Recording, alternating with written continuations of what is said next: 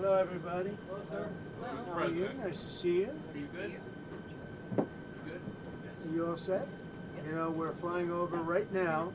We're flying over a thing called the Gulf of America, and I'm signing a proclamation, and perhaps you could define that.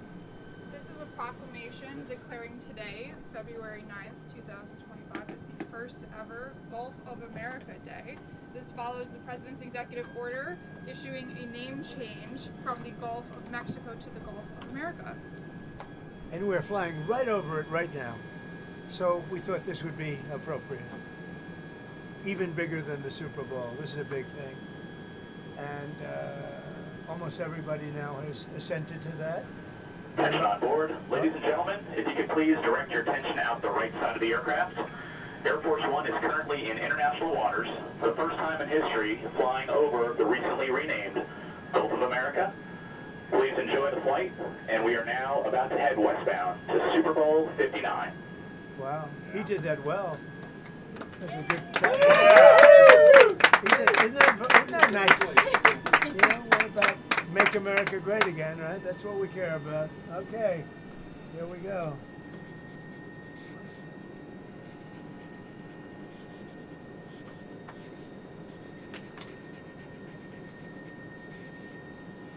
So this is a famous pen now, and we'll put it with something.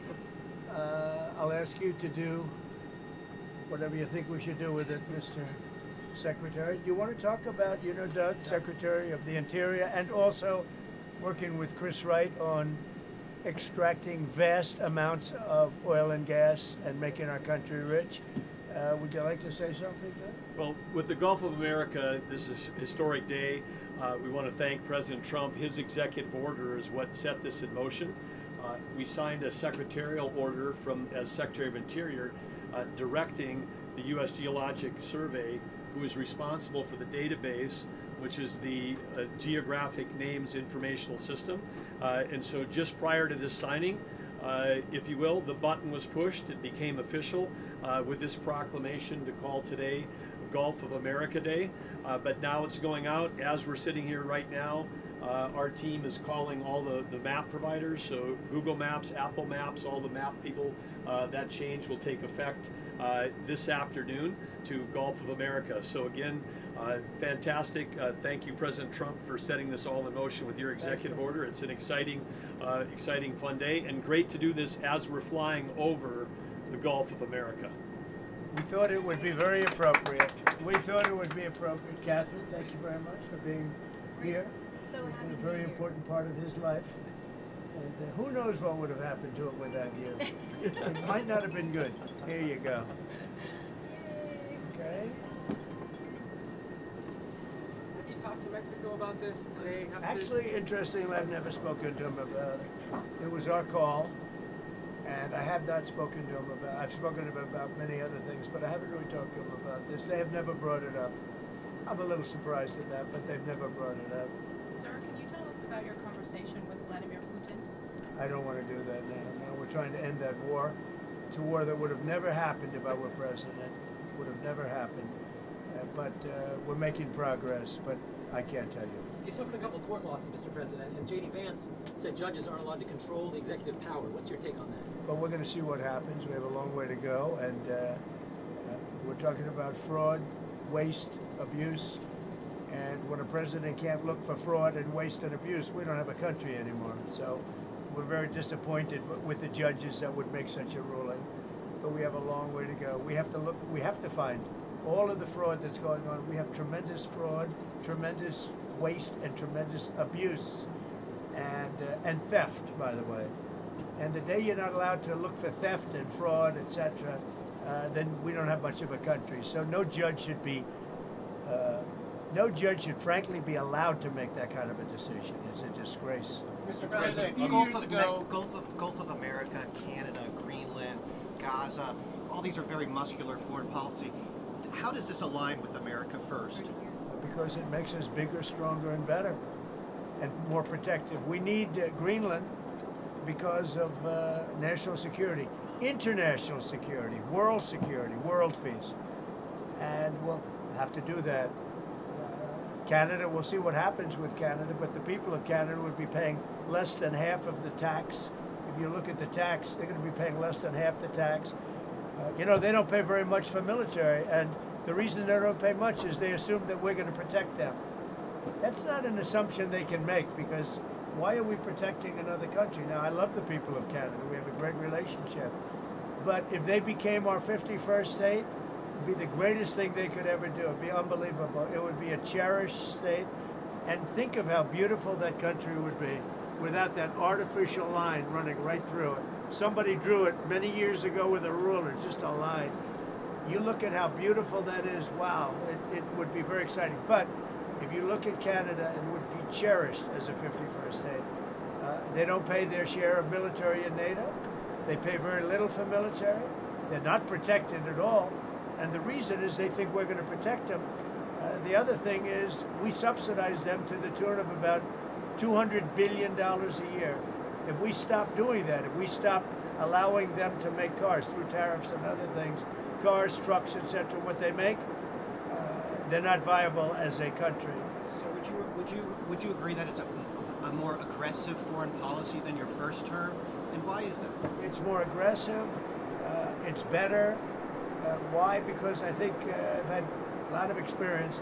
And in my first term, I was fighting everybody because they were very aggressive toward me. I always said survival and taking care of the country, not necessarily in that order. But I had to take care of the country, but I had a bunch of lunatics like Pelosi and all of these people. They fought me, and we won. And, you know, I had a lot of other things that were going on there. This time it's much more, they've lost their confidence. I think they've lost the respect of the American people with, you know, men participating in women's sports, with open borders, with transgender for everybody, for all the things that they're doing is so bad. When you allow people to empty their jails into your country with prisoners, killers, their mental institutions and insane asylums into our country, this is what they're doing. When you allow gang members from Venezuela, but many other countries coming into our country, we're getting them all out now. They've lost their credibility, but they've also lost their confidence. So I have more time to do what I want to do. So we're making our country larger. We're making our country stronger. And in the case of Canada, if this should happen, I don't know how they can do it without us, because without the U.S., Canada really doesn't have a country. They do almost all of their business with us. And if we say we want our cars to be made in Detroit, with a stroke of a pen, I can do that. And other things in addition to that would not allow Canada to be a viable country. Mr. President, you said you didn't want to honor first responders today. But you pardoned hundreds of people who assaulted first responders. Why did you do that? Who? You were going to meet with first responders today, but you pardoned people who assaulted first responders. No, I pardoned people that were assaulted themselves. They were assaulted by our government. I pardoned J6 people who were assaulted by our government. That's who assaulted, and they were treated unfairly. There's never been a group of people in this country, outside of maybe one instance that I can think of, but I won't get into it, that were treated more horribly than the people of J6. So, no, I didn't assault. They didn't assault. They were assaulted. And what I did was a great thing for humanity. They were treated very, very unfairly. There's never been an incident like it. Two foreign policy questions. On Putin again, you realize if you don't clarify that, everyone's going to assume you're talking to President Putin regularly. Are you? So is it? It makes sense. Well, I don't want to talk about it. And if we are talking, I don't want to tell you about the conversation. It's too early. But I do believe we're making progress. We want to stop the Ukraine-Russia war. And I want to stop it just because I hate to see all these young people being killed. The soldiers are being killed by the hundreds of thousands. So you're starting to put together a plan for like a peace formula or for some sort of resolution? We're talking to both sides. Okay. And then on Japan, are you okay with having a foreign country having a controlling interest in a U.S. steel company? Well, let's look at this. When I came here, they were going to buy it, and Biden was going to approve it. All of a sudden, Biden didn't because he heard I wasn't going to. I don't want U.S. steel being owned by a foreign country. Interest is they can have they don't have a controlling. They have an investment. All they're going to have is an investment. Will it be a joint I don't venture? mind an investment in a company, but especially U.S. Steel. U.S. Steel for 15 years was the greatest company in the world, the greatest #1 company in the world, and I'm not going to let another country buy it. We had a great meeting on that, but they are allowed to invest in it, and that's different. Mr. President, on tariffs, sir, you talked about reciprocal tariffs coming in this week. Can you tell us a little bit more about that?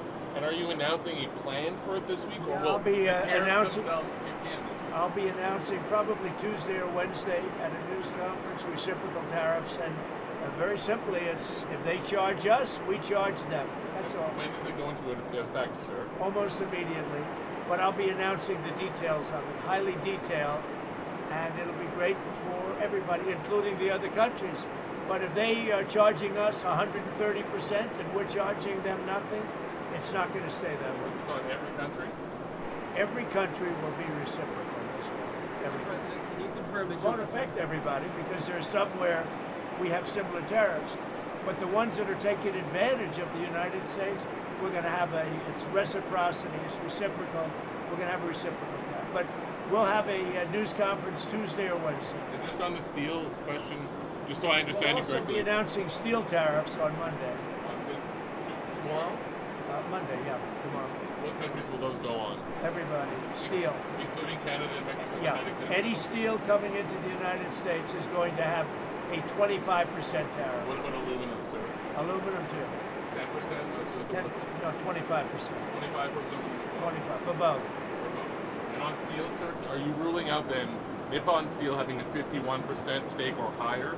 They won't have a majority stake? Nobody can have a majority stake for U.S. Steel. They can for other companies, but not for U.S. Steel. I think you agree with that, Doug.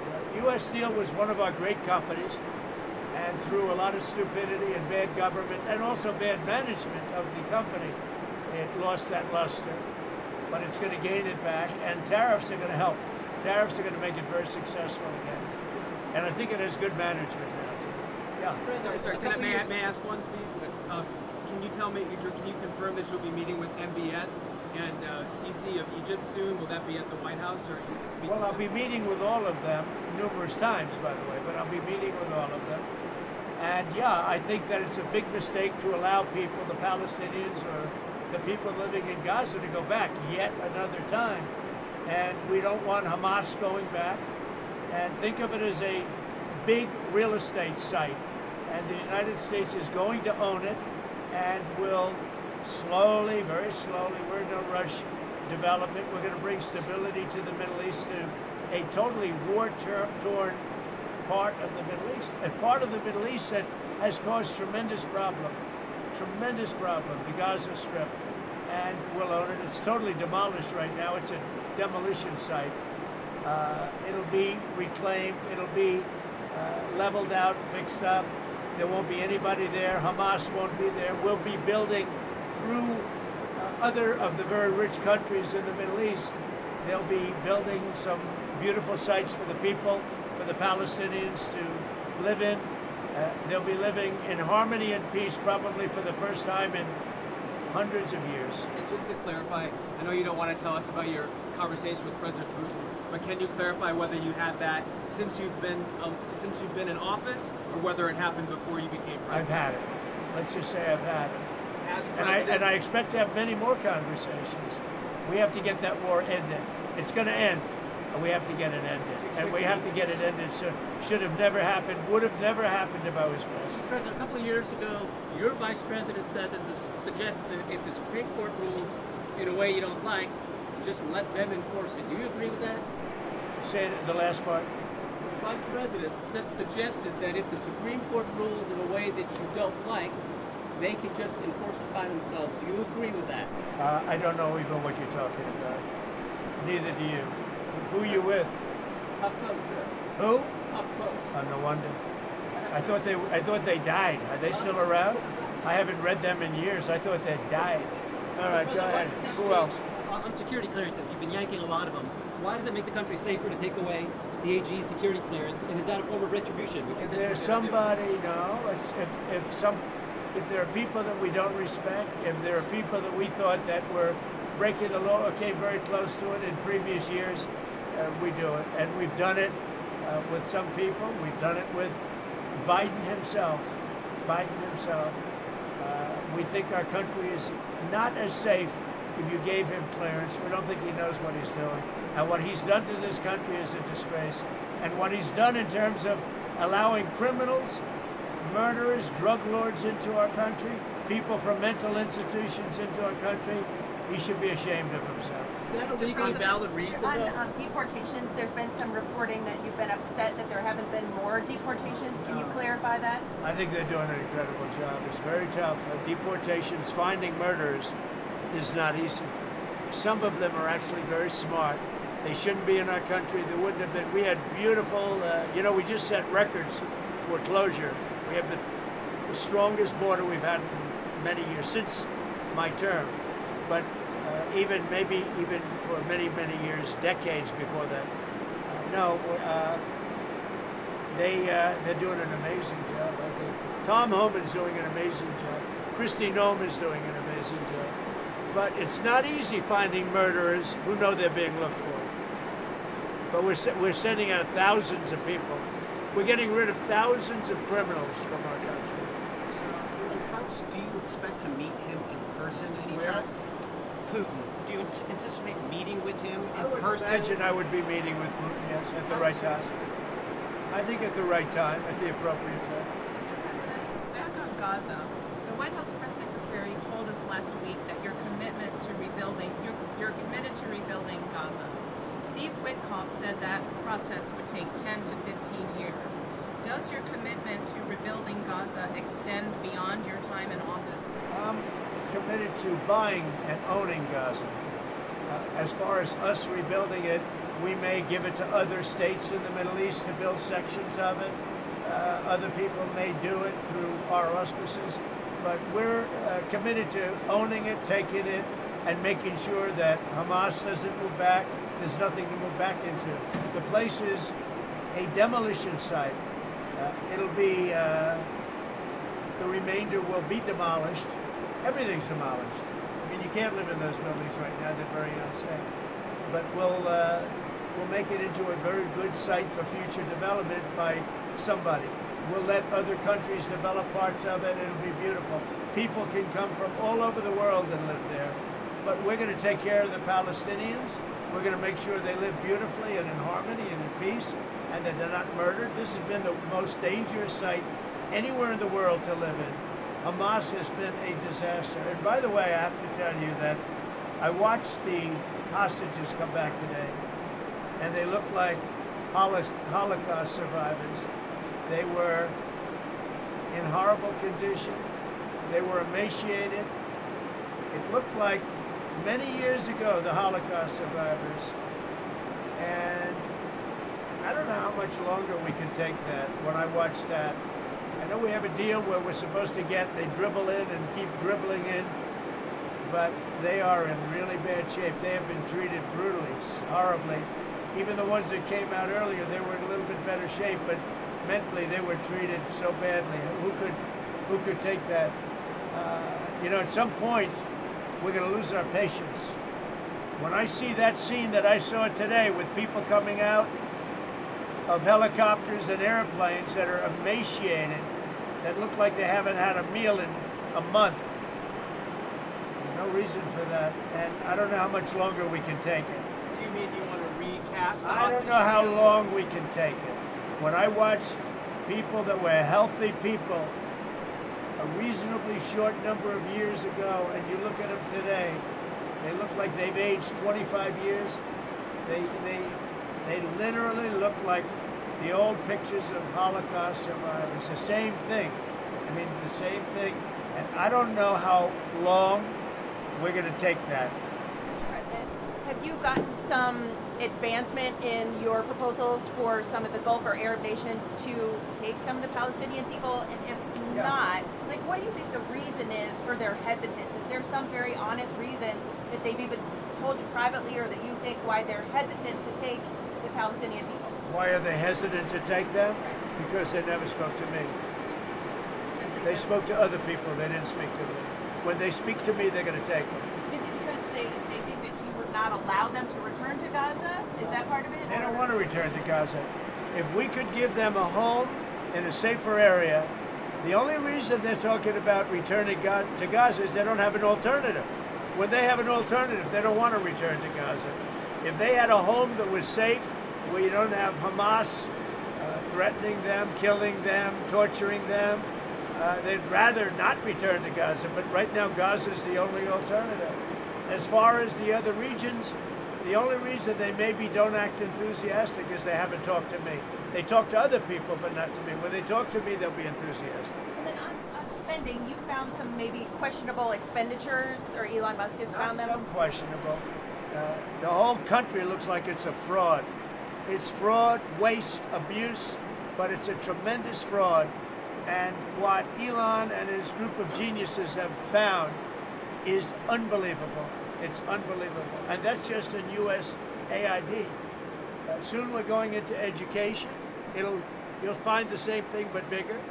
Soon we're going into the military, and you're going to find a lot of bad things happening there. You'll find it because our government has not functioned properly for many, many years, and we're going to make it function properly. We're even looking at treasuries. There could be a problem. You've been reading about that with treasuries. And that could be an interesting problem because it could be that a lot of those things don't count. In other words, that some of that stuff that we're finding is very fraudulent. Therefore, maybe we have less debt than we thought of. Think of that. So a lot of things are happening, but Elon's doing an excellent job. We started with 12 guys with high IQs, and now we have 100 guys with very high IQs. Do you think Congress has failed to do their oversight, or do you think your first administration, some of your cabinet agencies failed to do I think everybody failed. I think everybody failed. You just put out why does Elon's financial disclosure remain secret?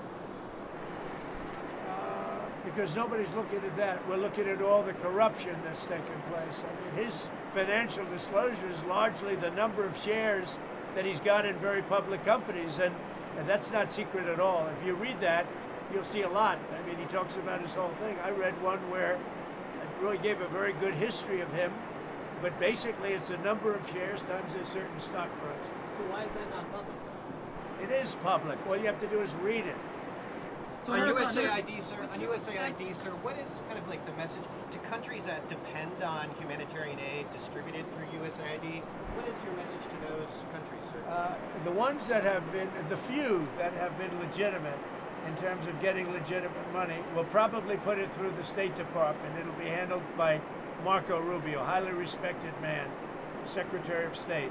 There's no reason for USAID, when you look at the politicians that have been in there sucking the blood out of it, when you look at all of the fake deals, I mean, look, all you have to do is get a list of all of the things you can see by the heading. It's fake, it's fraudulent, it's probably kickbacks, where they send the money and then it gets kicked back to the person that sent it. So the ones that are good, and there are not many of them, but the ones that are good, and there are some, will probably have that be handled by Marco Rubio in the State Department. Will they take on some of the USAID workers? They could. They could, if they like. Mr. President, Will it still be called USAID, Mr. President, or will it not? I don't know that it's going to exist. Why would you need it? The State Department can take care of it. Do you think the amount of spending on foreign aid will decrease also? Or just the number of employees? It should decrease, yeah. I hope it decreases. Yeah, by how much? When we have $36 trillion in debt, and we're taking care of countries that are very rich and sending aid to countries, in some cases, that are rich, in some cases, they're not rich. But no, it should very much decrease. Mr. President, But it won't be the scams that you've seen. No, another clip that NIH put out a memo on Friday night. It's going to cut $4 billion from the percentage that they pay to universities and public colleges and all those states, not foreign countries. $4 billion. Is that okay to take off the top? Sure. It could be okay. I mean, you have to look at the universities. Some are legit. You could also say, why are we giving money to Harvard when it's got a $50 billion endowment? $50 billion. And yet they don't use that endowment to help their students. This is for research like biomedical research and whatnot. That's fine. Look, we want to take care of research. We want to do a lot of things. But when you look at the USAID and you look at all the things and all the scams that was with, I don't have to go through it now, but I'll get you a little list, and you'll see one after another. There were very few legitimate. It was the opposite. Usually you find something wrong, like 1 out of 100, but this is the opposite. Here almost everything was wrong. You find very few that were good, but there were some that were good. That'll be handled by the State Department, I assume. That's not final yet, but I think the best would be Marco Rubio at the State Department. 1 or 2 more. Is the DOD spending too much on launch services? Is the Pentagon spending too much for launch services to space? I think space is going to be a very important element. You know, I'm the one that came up with Space Force. I'm very proud of it. Biden tried to get out of it, and he was really rebuked by the military. I think space is going to be one of the most important things we do. It's going to be all about space, especially defense. So space is very important. Would you accept Palestinian refugees into the United States since you're looking to other countries to I'd have accept to them? look. I think it's a very far distance for them to travel, but I'd have to look at individual cases. But I do think that coming into the United States, we've taken a lot of people, but coming into the United States, it's a long way for them to travel. They're far away from their families and their friends and everything else. I think they'd be very happy staying in the general area with in a place that was safe, where they could be safe and lead a good life. They don't want to go back to Gaza. As I said, I've said it a lot. They only go back because they have no alternative. They don't want to go back to Gaza. So we'll see. We hope that we'll be helped by Egypt. We hope that we'll be helped by Jordan. We hope that we'll be helped by other countries. We hope that some of the, like Saudi Arabia and others, can spend some money on it. They have tremendous amounts of money. They'll spend some money on making people comfortable and safe. One question about the Super Bowl. You're going to the game. One of the big things that you've done so far in office is cracking down on DEI. I saw that the NFL commissioner said, I think this week, that they're happy with their diversity program. What's your take on that? Would you like to see any changes there? I don't know what the diversity program is. To be honest, I know Roger very well. I'd have to look at what he said he's happy with. He was happy also with the flag and a lot of other things that didn't work out too well. We'll have to see what he was happy with. But right now, that's you know what the law is. The law is the law, and it changed, and it's been backed up by the U.S. Supreme Court. But we'll see. There are a lot of interesting things going on right now. I'll tell you what. There's a light over the United States. People are happy. They're more confident. The approval ratings for this country have gone through the sky. More than at any time we've had approval ratings, that there's never been anything like it. We've never seen 49 points up. 49 points up. And I think there's a light actually long beyond this country, all over the world. I've been called by other leaders. They said, sir, there's a light over our country right now. There's a light over the world. We got rid of a horrible and totally inept administration, an administration where the president wouldn't even go and do a Super Bowl interview. For 4 years, I mean, he didn't do a Super Bowl interview. I did.